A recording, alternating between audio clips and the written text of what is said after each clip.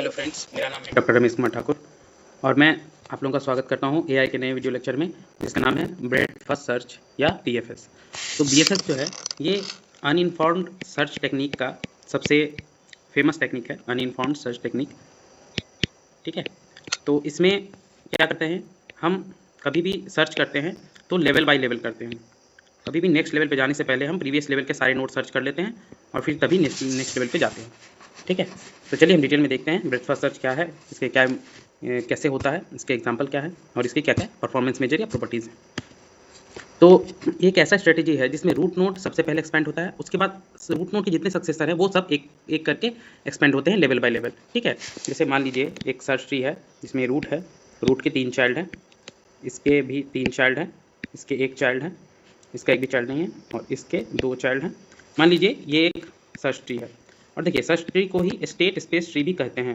State space tree, state space tree का मतलब होता है कि स्टार्टिंग नोड से लेके हम जिस किसी नोड पे पहुंच सकते हैं स्टार्टिंग नोड से होते हुए, वो सारे नोडों का कलेक्शन कहलाता है स्टेट स्पेस ट्री। ठीक है, तो इस स्टेट स्पेस ट्री और सर्च ट्री में अगर ये स्टार्ट नोड हो और ये गोल नोड, तो सर्चिंग कैसे काम करेगी, पहले ये नोड एक्सपेंड होगा, सबसे पहले रूट नोड एक्सपेंड होता है जैसे यहाँ लिखा गया है, उसके बाद उसके सक्सेसर, फिर उसके सक्सेसर, तो इसके बाद इसके सक्सेसर कौन कौन से, इसके 3 सक्सेसर हैं, ये और ये, तो यहाँ के बाद यहाँ जाएगा, फिर यहाँ।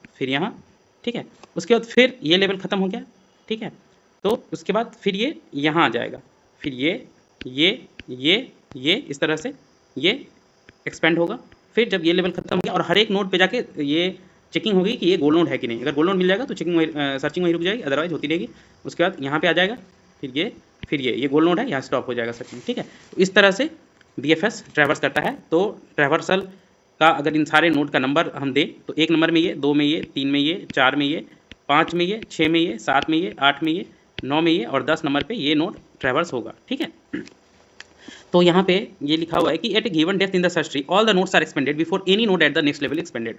तो यहाँ पे जितने भी नोड हैं किसी पर्टिकुलर लेवल के, वो उसके नेक्स्ट लेवल के सारे नोड से पहले एक्सपेंड हो जाते हैं। ऐसा नहीं है कि ये 7 पहले हो जाएगा ये वाला नोड, उसके बाद ये वाला नोड होगा, ऐसा नहीं।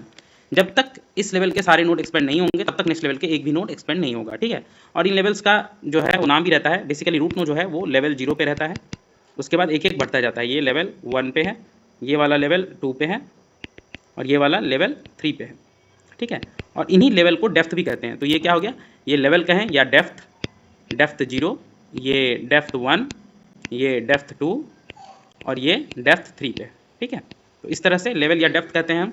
तो लेवल बाय लेवल ट्रैवर्सल होता है। ठीक है, अब यहाँ एक और चीज़ है कि ट्रैवर्सल के लिए किसका फीफो क्यू का यूज़ किया जाता है, मतलब जितने भी नए सक्सेसर आएंगे वो क्यू के टेल को ज्वाइन करेंगे। तो फीफो क्यू क्या होता है, फर्स्ट इन फर्स्ट आउट। मान लीजिए क्यू है, इसमें कोई एक नोड आया, यहाँ पे आया, अब ये सबसे पहले आया तो सबसे पहले यही आउट होगा। ठीक है, इधर से इन हुआ एक साइड से आउट, तो जो फर्स्ट इन होता है वही फर्स्ट आउट, उसी का शॉर्ट फॉर्म है फर्स्ट इन फर्स्ट आउट, इसीलिए फीफो क्यू। ठीक है, तो जब भी कोई आएगा इसके टेल को यहाँ ज्वाइन करेगा। मान लीजिए बी आएगा यहाँ रहेगा, फिर सी आएगा तो यहाँ रहेगा, फिर निकलेगा तो पहले ए निकलेगा, फिर उसके पीछे बी, फिर उसके पीछे सी, इस तरह से निकलेगा। ठीक है, तो जो जिस ऑर्डर में आएगा वो उसी ऑर्डर में निकलेगा। मान लीजिए अगर आपको किसी सर्च ट्री में सोर्स और गोल नहीं दिया रहे, ठीक है, इस हिसाब से आपको एक सर्च ट्री दी रहे और सोर्स एंड गोल नहीं दी रहे और कहा जाए कि इस पर बीएफएस एल्गोरिदम लगाओ, तो आप कहेंगे कि सोर्स एंड गोल नहीं दिया हुआ है तो हम बीएफएस कैसे लगाएं, सोर्स से गोल तक कैसे जाएं। तो देखिए, अगर आपको सोर्स एंड गोल अलग से मेंशन किया हुआ ना रहे तो आपको क्या करना है, रूट से स्टार्ट करना है और जो भी उस सर्च ट्री का लास्ट नोड होगा, फाइनल लीफ नोड होगा, वहाँ तक आपको ट्रैवर्स कर लेना है। जैसे इसमें हो जाएगा 1, फिर यहाँ 2, 3, फिर 4, 5, 6, 7, फिर 8, 9, 10, इस तरह से ये 10 के 10 नोड आपको ट्रैवर्स कर लेने हैं। ठीक है, तो घबराना नहीं है, अगर सोर्स एंड गोल नहीं दिया रहे तो हमें पूरा का पूरा ट्री ही ट्रैवर्स कर देना है बीएफएस को फॉलो करते हुए। ठीक है, ये एक एग्जांपल है जहां हमने ए को सोर्स नोड माना है और जी को गोल नोड माना है। तो हम अब यहाँ पे ट्रैवर्सल स्टार्ट करेंगे। उसके लिए हम क्या करते हैं, हम 2 क्यू ले लेते हैं, जो हमने कहा ना फीफो क्यू का यूज होता है। तो एक क्यू का नाम होता है फ्रिंज और एक क्यू का नाम होता है विजिटेड। अब देखिए, ये नाम जो है आप अलग भी ले सकते हैं, बहुत सारे नाम चलते हैं, जैसे कहीं कहीं ओपन एंड क्लोज क्यू भी होता है। तो ये बस डिफरेंट नाम है जो आप ले सकते हैं। ठीक है, तो फ्रिंज या विजिटेड या ओपन क्लोज जिस हिसाब से भी आपने, उससे कोई दिक्कत नहीं है। तो सबसे पहले क्या होगा कि फ्रिंज क्यू जो रहेगा, ठीक है, मैं करली ब्रेस से इस क्यू को दिखा रहा हूँ।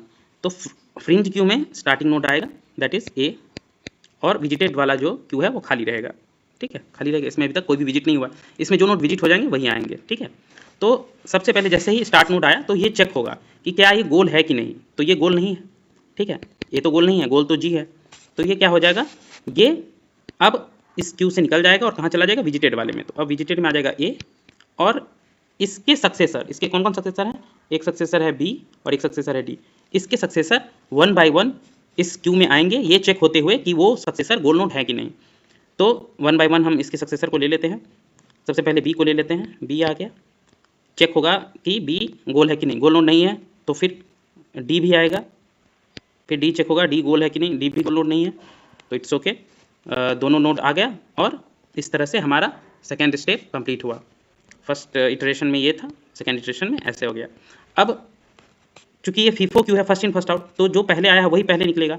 तो बी पहले आया था, ए के बाद बी आया था, बी के बाद डी आया था, तो बी अब चला जाएगा कहाँ पे, विजिटेड में, वो भी ए के बाद, क्योंकि विजिटेड भी एक फीफो क्यू है, तो ये हो जाएगा ए बी। ठीक है, ये हो जाएगा ए बी, और यहाँ पे अब डी आगे आ जाएगा, मतलब ये तो निकल गया आगे से, तो खाली हो गया, सबसे पहला अब डी हो जाएगा। अब इसमें एंट्री कौन करेगा, इसमें एंट्री करेगा क्यू में बी के जो सक्सेसर हैं। तो देखिए बी से कनेक्टेड कौन कौन है, ए है और सी है, मगर हम ए को कंसीडर नहीं करेंगे। क्यों नहीं करेंगे, क्योंकि ए ऑलरेडी विजिटेड में है, इसीलिए हम केवल सी को कंसीडर करेंगे। ठीक है, और तो कोई कनेक्टेड है नहीं, तो डी तो पहले से था, अब बी का सक्सेसर सी जो है वो फ्रिंज में आ गया। ठीक है, इस तरह से उसके पीछे अब सी आएगा तो चेक होगा सी गोल है क्या, नहीं, सी गोल नोड नहीं है, तो ठीक है। तो अब जो सबसे आगे में बचा था वो डी था, ये अब क्या हो जाएगा, आउट होके जाएगा, आउट होके चला जाएगा विजिटेड में। तो अब ये विजिटेड बन जाएगा, ए बी तो पहले से था, इसमें डी ऐड हो जाएगा पीछे से, और इसका डी का सक्सेसर आ जाएगा अब फ्रिंज में। तो डी के सक्सेसर कौन कौन है, एक तो ए है, बट ए को कंसीडर नहीं करेंगे क्योंकि ए ऑलरेडी विजिटेड में है। एक सक्सेसर सी है, सी को भी कंसीडर नहीं करेंगे, क्यों, क्योंकि सी ऑलरेडी फ्रिंज में है। तो फिर बाकी कौन से बचे, एफ बचा और एक ई बचा। तो ठीक है, इसमें किसी भी ऑर्डर में आप ले सकते हैं, ऐसा कुछ नहीं है। तो हम मान लीजिए ई और एफ के ऑर्डर में लेते हैं, पहले ई लेते हैं फिर एफ लेते हैं। ठीक है, तो सी तो पहले से था, सी आ गया। अब डी के सक्सेसर कौन कौन, ई, तो ई पहले आएगा और चेक होगा ये गोल है क्या, नहीं, ये गोल नहीं है, तो नेक्स्ट सक्सेसर भी आएगा एफ, फिर एफ चेक होगा, एफ गोल है क्या, नहीं है, तो ठीक है ये भी आ गया। अब तो और कोई सक्सेसर नहीं बचा, तो ये अब क्लोज हो जाएगा। ठीक है, अब फिर से जो सबसे आगे में था सी, ये क्या हो जाएगा, आउट हो जाएगा यहाँ से। ठीक है, इसको एक्चुअली मैं आउट बोल रहा हूँ, ये इन क्यू और डी क्यू होता है। जब क्यू में कुछ इंसर्ट करते हैं तो इस ऑपरेशन को बोलते हैं E N Q U E U E, enqueue. और जब क्यू से कुछ डिलीट करते हैं तो उसको कहते हैं D Q, D E Q U E U ई, डी क्यू। ठीक है, तो मैं ऐसे ही इन आउट बोल रहा हूँ, अदरवाइज ये enqueue and dequeue operation हो रहा है। तो सी जो है वो डी क्यू ऑपरेशन होके चला जाएगा कहाँ पे, विजिटेड में, और यहाँ पे हो जाएगा ये enqueue, A B D C. ठीक है, और सी के कौन कौन सक्सेसर है, बी और डी, ये दोनों इंसर्ट होंगे क्या, क्यू में नहीं होंगे, क्योंकि बी और डी जो है ऑलरेडी विजिटेड में है, तो नहीं होंगे। तो नेक्स्ट स्टेट में केवल ई एफ जो था वो रह जाएगा फ्रिंज वाला, और ये सी यहाँ आ गया। अब सबसे आगे कौन बचा, ई, तो अब ये ई आउट होगा। ठीक है, मतलब डी क्यू ऑपरेशन हो रहा है, तो ये चला जाएगा विजिटेड में। अब ये हो जाएगा ए बी डी सी ई। अब ई के सक्सेसर कौन कौन है, एक तो डी ही है, तो डी तो ऑलरेडी है विजिटेड में, तो हम नहीं लेंगे। एक है आई, तो आई जो है अब वो इंसर्ट होगा किसमें, फ्रिंज में। तो एफ पहले से था और इसके पीछे आ गया आई। ठीक है, तो आई आ गया। तो अब इस तरह से हम आई लाने के बाद चेक करेंगे क्या आई गोल है क्या, आई गोल नहीं है, इसीलिए हम इसको इंसर्ट कर लेंगे। ठीक है, अब नेक्स्ट सबसे आगे में कौन बचा, एफ, तो एफ जो है इस क्यू से आउट होगा और एफ आ जाएगा विजिटेड में, ये बन जाएगा A B D C E and F. ठीक है, एफ इधर आके इन क्यू हो गया, और एफ के जो सक्सेसर थे दो थे, एक थे जी एक एच, वैसे तो एक डी भी था बट डी ऑलरेडी यहाँ विजिटेड में है इसलिए हम नहीं लेंगे, तो जी एच जो है इंसर्ट होंगे। तो आई पहले से था, आई यहाँ पे है और जी इंसर्ट होगा, फिर चेक होगा, एक एक करके इंसर्ट होने के बाद चेक होता है ना कि गोल है कि नहीं, जी गोल है क्या, यस, तो हम रुक जाएंगे, हम एच को इंसर्ट नहीं करेंगे, हम यहीं पे स्टॉप कर देंगे, स्टॉप, और कुछ इंसर्ट नहीं करेंगे। ठीक है, और इससे पहले जो जो चीज़ें हमने रखी थी फ्रिंज में वो सब आउट करके एक एक करके हम विजिटेड में डाल देंगे, क्योंकि लास्ट में फिर फ्रिंज को खाली करना है।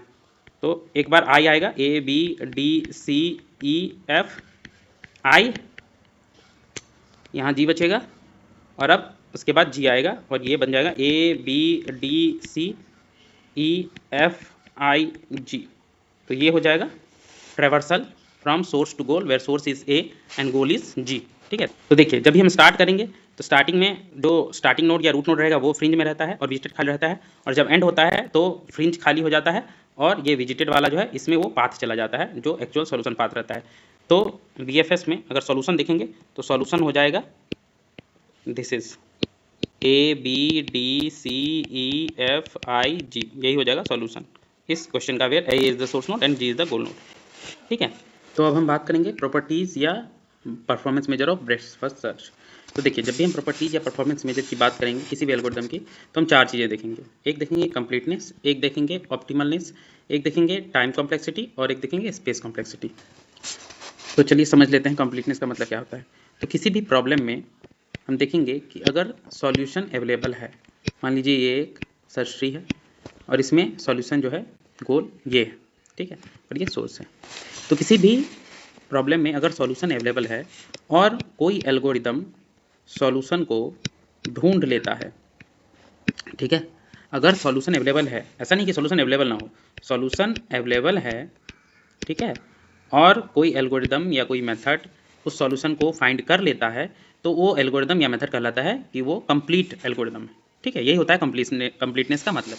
ठीक है, तो अब जान लेते हैं ऑप्टिमलनेस का मतलब क्या है। ऑप्टिमल मतलब होता है कि अगर सॉल्यूशन अवेलेबल है तो वो ढूंढ लिया, ये तो ठीक है, बट क्या उस सॉल्यूशन को कम से कम कॉस्ट, लोएस्ट कॉस्ट में अगर ढूंढ लेता है, लोएस्ट कॉस्ट में अगर सॉल्यूशन फाइंड कर लेता है, तो वो एल्गोरिदम कहलाता है ऑप्टिमल एल्गोरिदम। तो यही होता है कंप्लीटनेस एंड ऑप्टिमलनेस का मतलब। ठीक है, कि कोई एल्गोरिदम कंप्लीट है मतलब सॉल्यूशन अवेलेबल होने पे उसने सॉल्यूशन ढूंढ लिया, और ऑप्टिमलनेस का मतलब हुआ कि कोई एल्गोरिदम ऑप्टिमल है, इसका मतलब उसने सॉल्यूशन को कम से कम कॉस्ट में ढूंढ लिया। अब इसमें एक और चीज़ है कि कंप्लीटनेस में ये हर एक केस में, एवरी केस में वो सॉल्यूशन को ढूंढ ले। ऐसा नहीं कि 2-3 केस में नहीं भी ढूंढा तो चलेगा, नहीं, अगर सॉल्यूशन अवेलेबल है तो उसे सॉल्यूशन ढूंढना है हर एक केस में। ठीक है, तभी वो कंप्लीट एल्गोरिदम कहा जाएगा। तो अब देखते हैं बीएफएस के बारे में। बीएफएस क्या है? कंप्लीट है, यस, बस एक कंडीशन है कि बी फाइनाइट होनी चाहिए। तो यहाँ बी क्या है? बी होता है ब्रांचिंग फैक्टर। तो ब्रांचिंग फैक्टर होता है, ब्रांचिंग फैक्टर मीन्स कि उस ट्री में, उस सर्च ट्री में मैक्सिमम कितने चाइल्ड हो सकते हैं किसी नोड के। तो जैसे अब यहाँ एक सर्च ट्री है तो इसमें मैक्सिमम कितने चाइल्ड हैं? सबके 2-2 हैं, यहाँ तो मैक्सिमम भी 2 ही हैं, तो ब्रांचिंग फैक्टर यहाँ पे 2 हो जाएगा। अगर मान लीजिए ये सर्च ट्री ऐसा रहता कि इसके 3 चाइल्ड होते, ठीक है, इसके 3 सक्सेसर होते, तब इसका ब्रांचिंग फैक्टर क्या हो जाता? 3 हो जाता। ठीक है, तो इस तरह से ब्रांचिंग फैक्टर डिसाइड होती है। ठीक है, तो अगर ब्रांचिंग फैक्टर फाइनाइट हो, 2, 3, 10, 50, 100, तो आराम से ये कंप्लीट होगा बीएफएस। बट अगर ब्रांचिंग फैक्टर इनफाइनाइट हो, मान लीजिए एक तरफ से ये चलते ही चला जा रहा है, इनफाइनाइट ब्रांचिंग फैक्टर है, तो ये कभी भी कंप्लीट ही नहीं कर पाएगा। ठीक है, तो इस तरह से ये उस सिचुएशन में सॉल्यूशन नहीं ढूंढ पाएगा और ये इनकम्प्लीट हो जाएगा। दूसरी चीज़ ऑप्टिमलनेस। तो ऑप्टिमल, यस, बीएफएस ऑप्टिमल होगा अगर स्टेप कॉस्ट आइडेंटिकल हो। मान लीजिए सबका स्टेप कॉस्ट 1 1 1 1 1 हो, ठीक है, जरूरी नहीं है आइडेंटिकल 1 ही हो, 2 2 2 या 3 3 3, और सारे आइडेंटिकल हो तो यस ये ऑप्टिमल भी होता है। ठीक है, मतलब कम से कम कॉस्ट में ढूंढ के देता है। अब हम देखेंगे टाइम एंड स्पेस कॉम्प्लेक्सिटी। तो टाइम एंड स्पेस कॉम्प्लेक्सिटी दोनों यहाँ पे सेम होती है, big O of B to the power D. ठीक है, यहाँ बी वही ब्रांचिंग फैक्टर है जो अभी हमने बात की, और डी क्या है? डी है डेप्थ। तो डेप्थ होता है कि किसी भी ट्री में सॉल्यूशन कितने लेवल नीचे प्रेजेंट है रूट से। रूट हमेशा होता है डेप्थ इज इक्वल टू 0 पे, उसके बाद एक एक करके डेप्थ बढ़ती है। ये हो गया डेप्थ इज इक्वल टू 1, ये हो गया डेप्थ इज इक्वल टू 2। तो अगर ये गोल नोड है तो यहाँ डी इज इक्वल टू 2 हो जाएगा। ठीक है, तो यही होता है इसका टाइम एंड स्पेस कॉम्प्लेक्सिटी दोनों। ठीक है, तो हम समझ चुके हैं ब्रांचिंग फैक्टर क्या है, डेप्थ क्या है, टाइम कॉम्प्लेक्सिटी क्या है, स्पेस कॉम्प्लेक्सिटी क्या है, और प्रॉपर्टीज़ क्या है बीएफएस की। आशा करता हूँ कि आपको वीडियो अच्छी लगी होगी। Thanks for watching the video.